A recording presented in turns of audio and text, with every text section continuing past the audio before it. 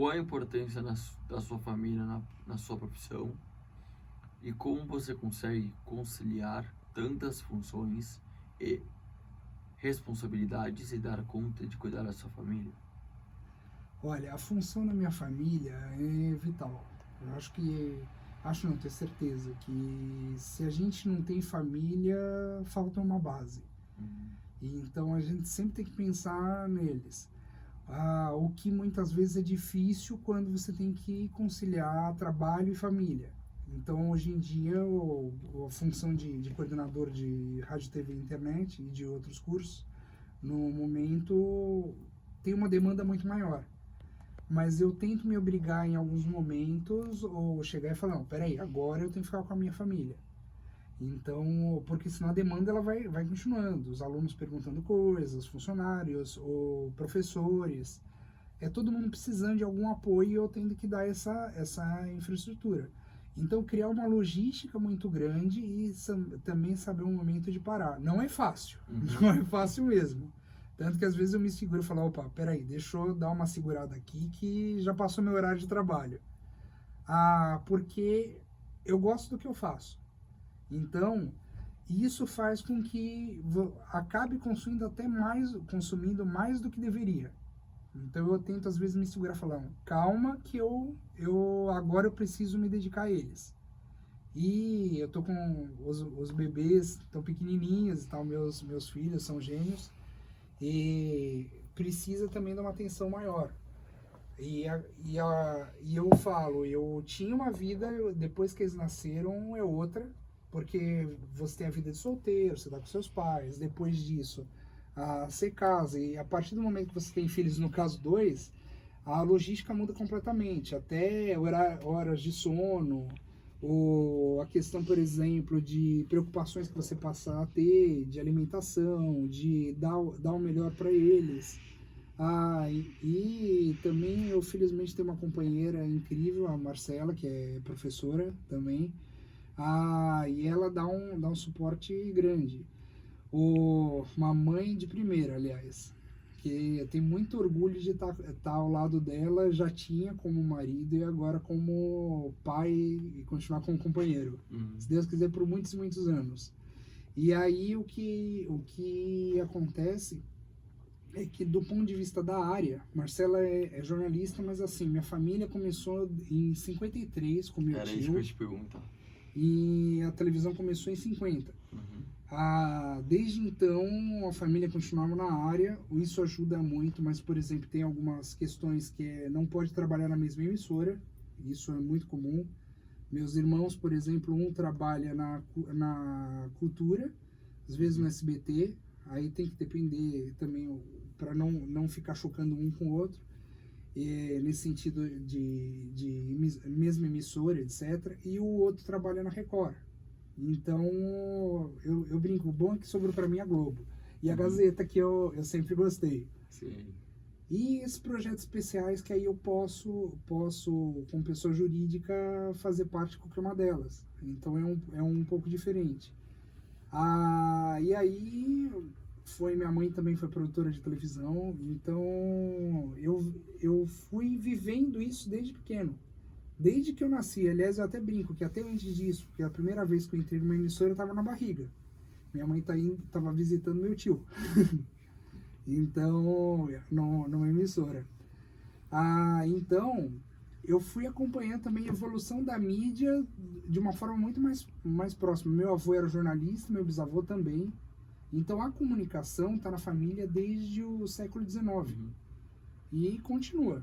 E pelo jeito, um dos meus filhos, o Pedro, ele bate o olho na televisão, fica doido. Eu falei, mais um, pelo amor de Deus.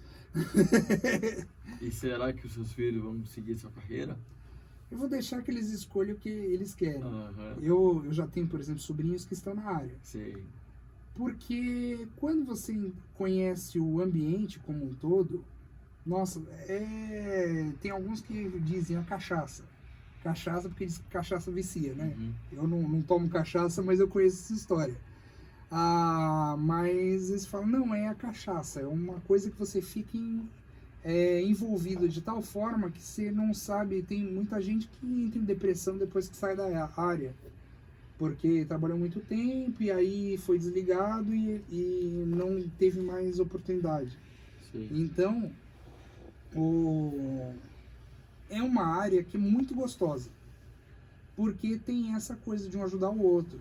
Que existe puxação de tapete, gente que torce contra, existe, como existe em qualquer área. Mas aí você é que precisa perceber quem está do seu lado e quem que não está. E isso, você estava falando de inclusão social, essa é uma preocupação que eu tenho. Porque existe gente ruim. Existe, infelizmente. Que é aquela história do ver e perceber. Vai te olhar e falar assim, não, é deficiente, não é assim?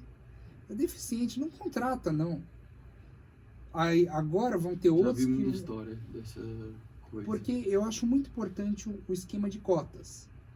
Porém, não pode ser isso uma bengala, uma forma de apoio. Porque você tem que lembrar que assim, eu vou entrar aí porque eu tenho cota. Não. É porque você é um bom profissional. E você vai... Você respondeu a pergunta que eu fazia na última. Uhum. Aí a gente vai emendando. Aham. Mas você é um bom profissional. Você está sendo treinado aqui dentro justamente com essa finalidade, para chegar no mercado. E aí é aquele negócio. Se as pessoas te olham de alguma forma com preconceito, aí você tem que pensar no dobro, no triplo que você pode fazer. Porque a sua capacidade é muito maior. Quem tem problema é quem está olhando. É quem está justamente te questionando, te julgando, que é a pior coisa que tem. Certo. Não, eu nunca falo que eu criei sozinho nada, porque a nossa área é equipe. Então, Sim. assim, sempre tem. Vejo, por exemplo, esse caso aqui. Quem está ouvindo a gente, talvez não saiba, talvez depois com o vídeo consiga. Mas, por exemplo, é 1, 2, 3, 4, 5. 5 que estão presentes aqui fazendo o trabalho. E cada um com uma função específica e importante. Então, dizer, eu criei um programa sozinho, etc. Claro, tem hoje em dia muitos casos que a pessoa consegue fazer um maior número de funções. Mas não quer dizer que ela tenha feito tudo sozinha. É muito raro. E normalmente quando é sozinha, a pessoa tem um trabalho triplo, quádruplo de vezes maior e falta às vezes acabamento. Então vamos dizer, eu vou gravar, eu vou editar, vou fazer isso. Dá para fazer. Mas precisa ter paciência. Precisa ter paciência. Paciência, vai ter um tempo muito maior. Às vezes não vai ter acabamento em algumas coisas porque você não está olhando sempre a imagem, no caso do audiovisual. Sim. Então, você vai estar lá, na verdade, se apresentando. É mais ou menos como alguns apresentadores, como o Serginho Groisman, que é um pouco mais complicado, porque ele dirige o programa. Então, ele apresenta e dirige. São pessoas que têm um talento nato para isso. Mas não é fácil você ser o apresentador e diretor do programa. Porque tem coisa que você percebe e tem coisa que você não percebe. Então, o diretor vai te ajudar. Mas até mesmo isso, você vai fazer uma transmissão de rádio, vai ter algum técnico, algum engenheiro que vai estar vamos dizer, na central técnica, levando o sinal do estúdio para a torre de transmissão. Então, nunca é sozinho. Se achar que é porque realmente você não sabe o que você está falando. Elmo, você já trabalhou com parceiros com alguma deficiência? Sim, é o que eu estava falando da Elo. Uhum. A Heloísa, nossa, e era a gente brincava com ela, baixinha, porque ela é toda pequenininha. Mas, claro, de uma forma carinhosa. Isso até uma vez eu estava conversando com um colega meu, o professor Anderson aqui, da IMB. A gente que eu vou entrevistar. Isso, o Anderson que você vai entrevistar. Viu, Anderson? Você não escapa. A gente estava falando que o problema da sociedade é a forma como você fala, não o que você fala. Porque... é aquela coisa, se você fala com desdém, é uma coisa. Se você fala com um carinho, é outra. Às vezes a mesma palavra. Então eu lembro imagina, por exemplo, esse caso que eu falei da Heloísa. Ela é pequenininha. ela é cadeirante e tem, como eu disse, o corpo inteiro unido, né? Só a cabeça, os braços que são separados. Mas o restante, o tronco, o peito, tudo o tronco e a parte de baixo é unida. A bacia, etc. Então, ou você fala assim, ô baixinha, a gente brincava com ela por ela ser pequenininha e porque ela sempre estava mais abaixo que a gente. Porque sempre a gente estava de pé e ela na cadeira. Mas com uma forma carinhosa. Aí eu falava, lá vem ela de novo. E aí ela ria. Ela é uma figura. E aí ela chegava, né? Eu falei, ai meu Deus, lá vem ela de novo. Aí ela vinha. Então, eu queria dizer uma coisa pra você. Olha, eu tava fazendo uma pauta. Ah, tá bom, Elo, quando que você precisa disso? E aí a gente sempre brincava, descontraído. E sempre acelerado dessa forma. Então, Mas eu você lembro. entendia o que ela falava? Hã? Você entendia? Entendia, mas ela falava milhão. Então, não, porque eu tô exagerando, mas assim, ela fazia assim. Então, porque eu pensei na pauta, aí a pauta vai envolver um negócio na cidade. Aí na cidade eu vou falar na Paulista, tá vendo? O que você acha de levar, tá bom? Tá, vamos. Então, e era uma coisa assim extraordinária trabalhar com a Elo. E ela, a proatividade, nossa, ela, para você saber, hoje em dia ela faz até desfile de moda. Não, ela tem revista própria, ela faz várias ações, tem podcast. Legal. É uma pessoa que eu tenho uma admiração absurda. E que ela nunca se importou com esse negócio, é porque eu tenho algum tipo de deficiência. Não, ela tem um tipo de deficiência daí.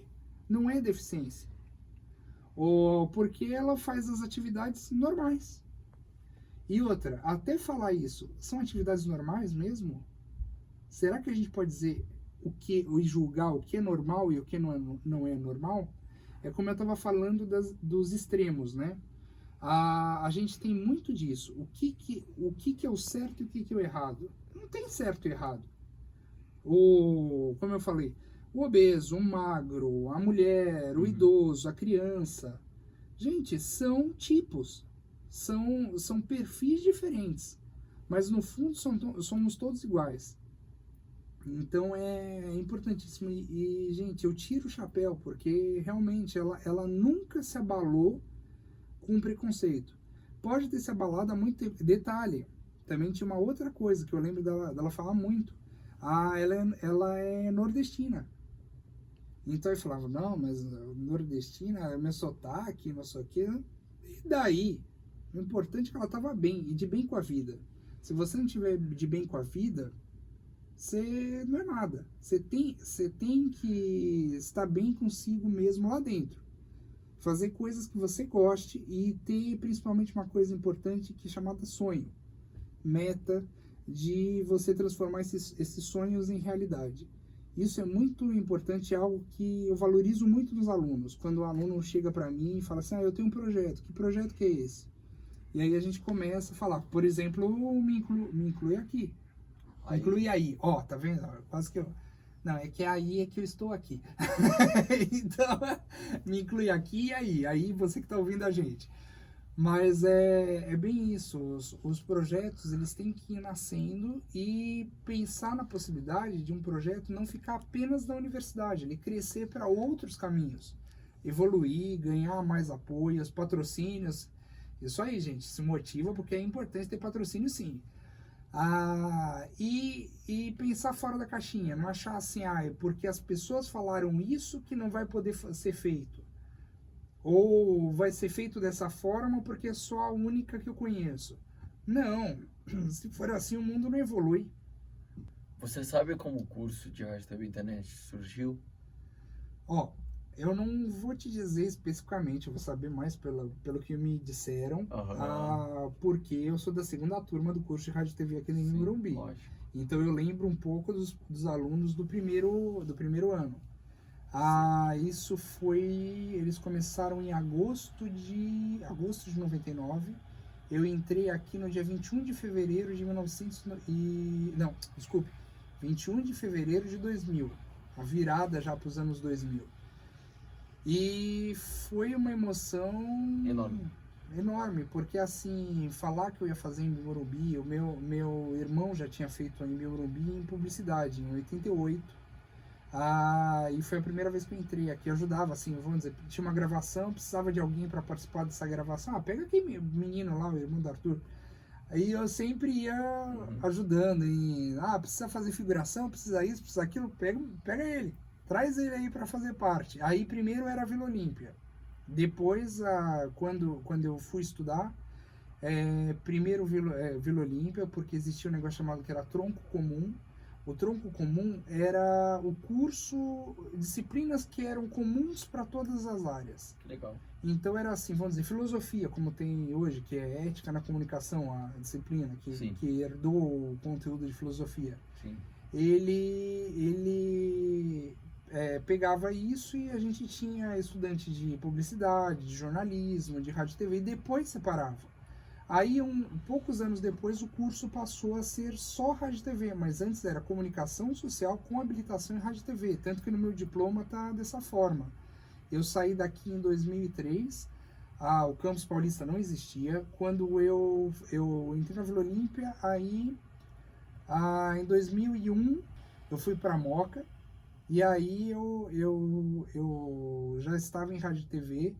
E eu lembro o dia que o então coordenador que estava naquele momento, que era o professor Valdir, ele chegou para gente, para minha classe, e falou, porque sempre para formar uma turma, formar um curso, ter o reconhecimento, tem que ter pelo menos uma turma formada. E aí tinha sido formada a primeira turma. E aí isso já era 2003. Ele falou, vocês agora vai ser a primeira turma que já sabe que o curso tá aprovado, tá tudo direito, tá? Eu sei que foi uma emoção, foi muito legal. Eu vi a faculdade crescendo aos poucos, então eu percebia, por exemplo, as movimentações estranhas, e quando eu ia ver, estava nascendo um estúdio, depois outro. Eu vi a construção de todos os estúdios da Moca. Tava muita coisa ainda sendo adaptada da antiga fábrica da Alpargatas, que funcionava lá. O Banco de Boston tinha saído do Vale do Agabaú, e aí criaram o campus do Vale do Agabaú, né? Campus Vale. Também tinha sido comprado há pouco a fábrica da Kibon, que se transformou no Campus Morumbi. E o Paulista foi o último deles, que agora que a gente vai formar no final de 2019 a primeira turma de rádio e TV. Então, as primeiras turmas da Paulista em comunicação. É muito importante para a gente ver essa evolução. E eu voltei em 2016, dando aula primeiro na pós-graduação aqui na Paulista, e depois dando ainda em 2016, no segundo semestre, aula na graduação em rádio e TV.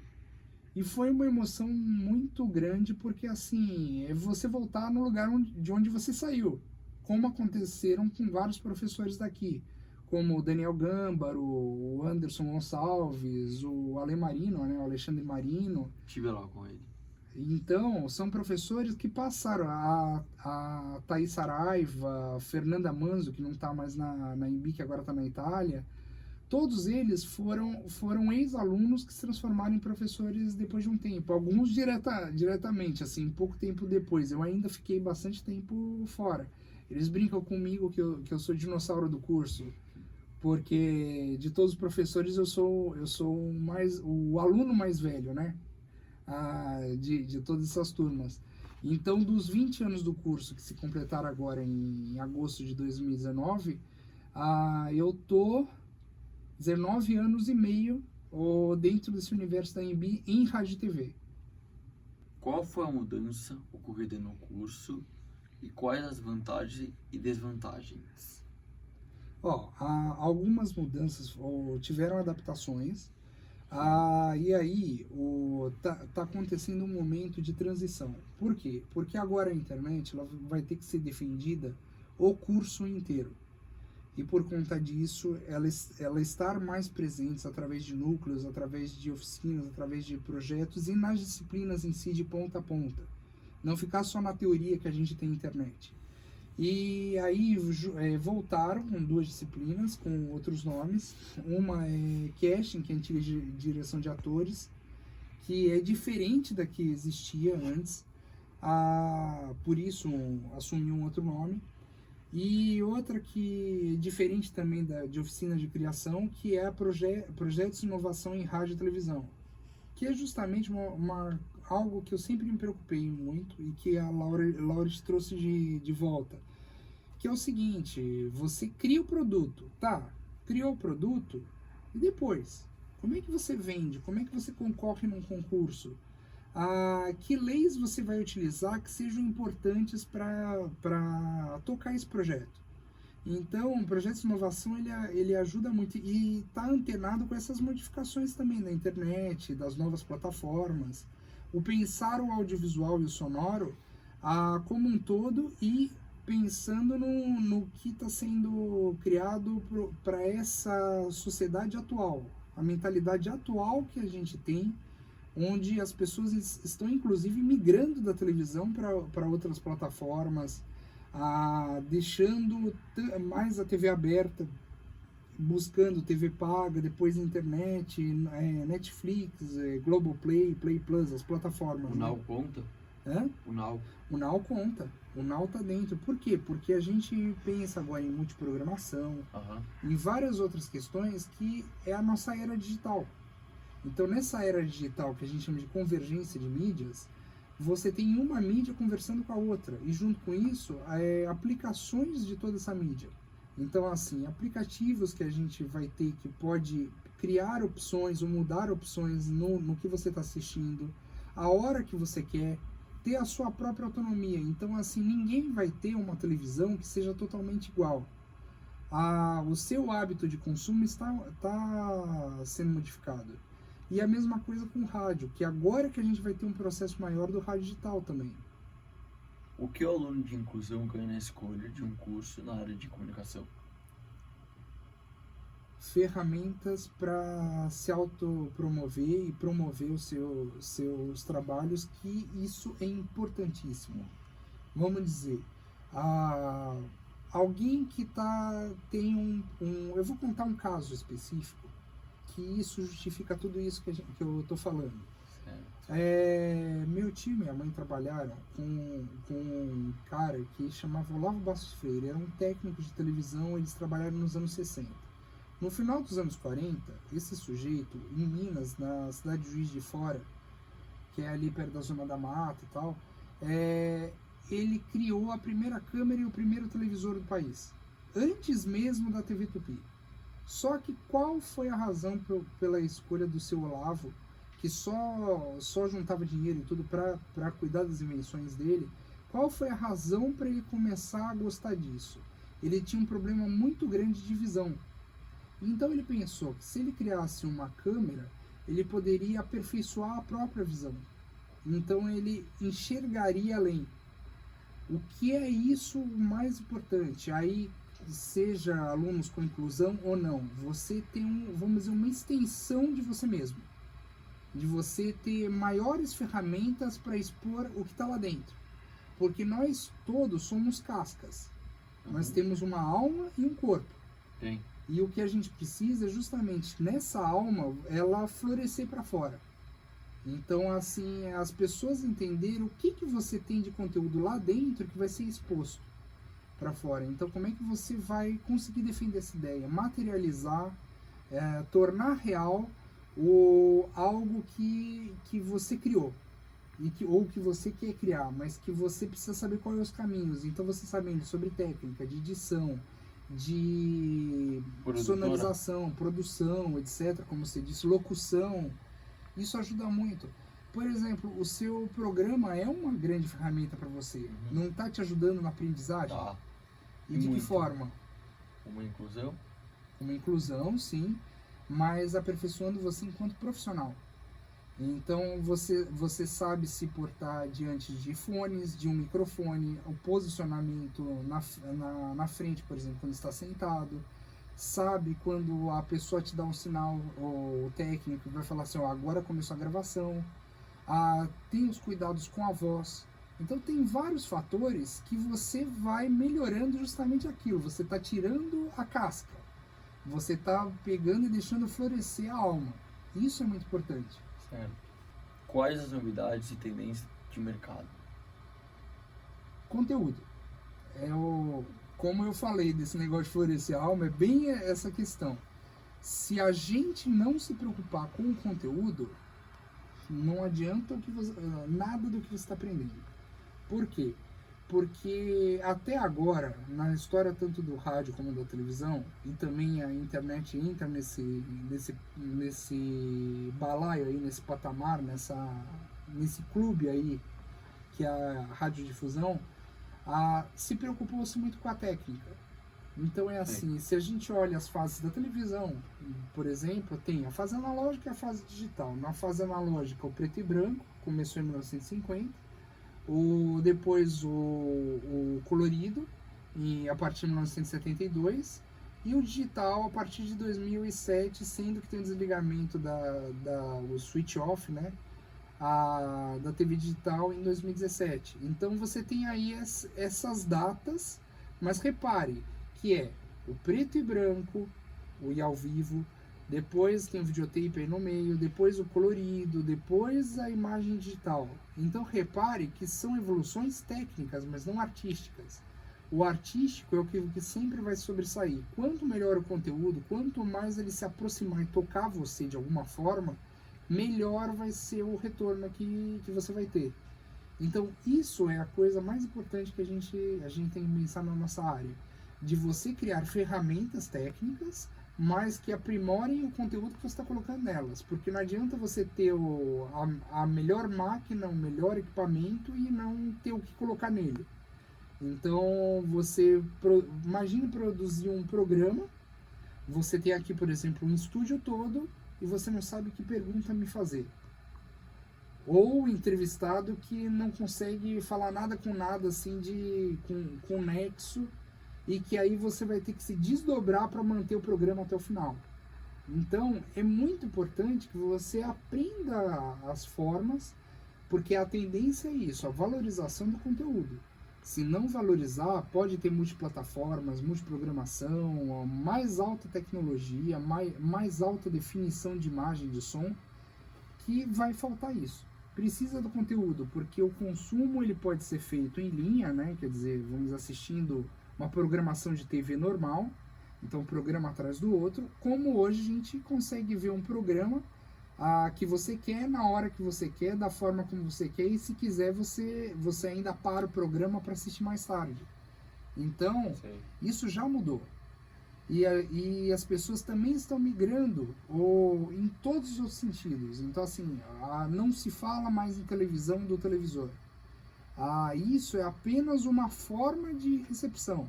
Mas hoje em dia você tem aquele conteúdo televisivo produzido para uma internet. Ou para um aplicativo móvel, seja um celular, seja um tablet ou computador. Então é o conteúdo audiovisual que está passando pelas mídias. Isso é a tendência atual. A valorização desse conteúdo aliado à técnica. O que a universidade ganha com a entrada de pessoas com deficiência no quadro de alunos e para o quadro de funcionários? Aprendizado e maturidade. Já se tem os esquemas de cota, mas é muito importante porque, como eu disse desde o princípio da entrevista, a gente aprende muito e tem que aprender cada vez mais. A educação precisa ser adequada também a todo mundo, independente vamos dizer, como eu falei, a casca. Você tem que lembrar de quem está lá dentro e o que a pessoa está esperando de você. Então, se você tem alguma dificuldade no aprendizado, a gente tem que descobrir como sanar isso. A gente, por exemplo, tem um núcleo de apoio psicopedagógico, NAP, da professora Ana Lúcia, que dá esse apoio. Também para alunos que têm dislexia, que precisam de provas especiais que sejam com uma letra maior, o déficit de atenção, que é algo que praticamente todo mundo tem. E outra, um valor social muito importante, porque você tem que repensar os seus pensamentos. Nossa, a frase foi péssima, por isso repense mesmo. Mas é justamente isso, você tem que rever os seus pensamentos. Porque a partir do momento que você faz isso, você começa a amadurecer. Fala, nossa, eu posso receber um cadeirante, só que preciso de rampas. Eu vou contar uma outra coisa sobre cadeirante que é muito interessante, que é o seguinte, eu já trabalhei também, aliado muitas vezes eu trabalhei 17 anos no Museu da Televisão, na Pro TV. Eu fui lá. Que Cheguei bom. lá. Sim, foi mesmo. Faz tempo. Faz. E aí, o que aconteceu? A gente tinha um esquema muito interessante, que era, por exemplo, a disposição, quando você tinha uma exposição, a disposição dos objetos dentro da exposição. Por quê? Você tem que ter quase 2 metros, que é 1,60, se eu não me engano, que é o espaço que você precisa para 2 pessoas em pé e um cadeirante, sem que um trombe com o outro. Isso na horizontal. Uhum. E na diagonal um espaço até pelo menos uns 2 metros e 40, se eu não me engano, que é o que eles tinham como base. Por quê? Porque é importante que, assim, vamos dizer, você tá andando numa exposição, o cadeirante não tem que ser prejudicado, eu não consigo passar aqui, eu não tenho uma rampa. Então são cuidados que você precisa ter. Porque você pode, como eu falei, eram 2 pessoas e um cadeirante, ou se não, 2 cadeirantes, também tem isso. Você ter essa distância. Uma coisa que eu acho muito importante, uma atitude que foi feita em São Paulo, independente de partido, etc., mas a pessoa, é falar do caso da Mara Gabrilli. A gente tem algo que tem que tirar o chapéu para ela, que foi o seguinte, as calçadas de São Paulo passaram a ter os níveis alterados, né? O vão? Aquele vão. O vão Sei. também, é verdade, o vão também. Aquele friso, né? Que é aquela, vamos dizer, o baixo relevo. Sim. Também foi. Que é para deficiente visual. Ela tá na minha lista de entrevistados. Uhum. Eu fiz uma lista, né, de entrevistados e ela tá. Ótimo nome. E ela criou as rampas. Então você tem o desnível, que é justamente para um cadeirante descer da calçada, atravessar a rua e subir do outro lado. Então, isso é algo importantíssimo, porque tudo bem que os skatistas adoraram essa reformulação da Paulista, porque ficou o chão tudo lisinho. Mas você tem algumas coisas de sinalização que nunca ninguém se atentou. Eu fui um dia em Curitiba e eles têm uma outra coisa que também me chamou a atenção. A Rua das Flores, a Rua 15, né, que é a principal da cidade, bem no centro de Curitiba, ela tem um sensor. Então, quando o sinal fecha, o sensor toca. Então fica assim, pi, pi, pi, pi. Por quê? Porque se você for um deficiente visual, você sabe que naquele momento você pode atravessar a rua sozinho. Não precisa nem da ajuda de ninguém. Então... Você falou nisso, o entrevistado que eu entrevistei aqui, que ele tem deficiência, ele tem um acompanhante, né? Sabe como ele percebe quando o celular vai fechar? Pelo barulho dos carros. Aliás, os deficientes visuais, a gente tem que tirar um chapéu para eles por uma razão especial. Eles têm um ouvido apurado, mas ao extremo. Você às vezes não tem... Eu inclusive, minha avó cuidava de uma afilhada dela que era cega. E aí, Isolina, eu lembro muito bem que às vezes ela falava assim, a gente tava bem à distância, ela falou, Elmo, você tá chegando? Ela tinha ouvido a voz ou a forma como era o meu passo. Ela sabia diferenciar as pessoas por conta do som. E aí ela falava, ela falava, não, ó, eu tô fazendo tal coisa, não sei o que, ó, mas tem que tomar cuidado, porque isso aqui não é desse jeito, é do outro porque eu ouvi dessa forma. A forma, o som tem formas. A gente que não percebe, nós estamos muito aquém não, aliás, eles estão muito aquém da gente nesse sentido. Porque a sensibilidade do deficiente visual é incrível. Mais alguma coisa? Não, que foi um prazer fazer parte desse programa, que eu estou muito orgulhoso, que é um programa que saiu do papel, é um podcast que, como eu disse, traz muito orgulho, e ver também a evolução de vocês, não só o seu caso específico. Para fechar o programa, foi um prazer ter você aqui no meu Inclui Aí. Um super obrigado pela entrevista por Neto Tabete. Muito obrigado, Neto. E eu quero ainda ver esse programa durando mais muito, muito tempo e que ele vire um projeto cada vez maior, que vá além das paredes da Embi Morumbi. Então, muito sucesso e que você evolua cada vez mais. Obrigado, Mel. Eu que agradeço.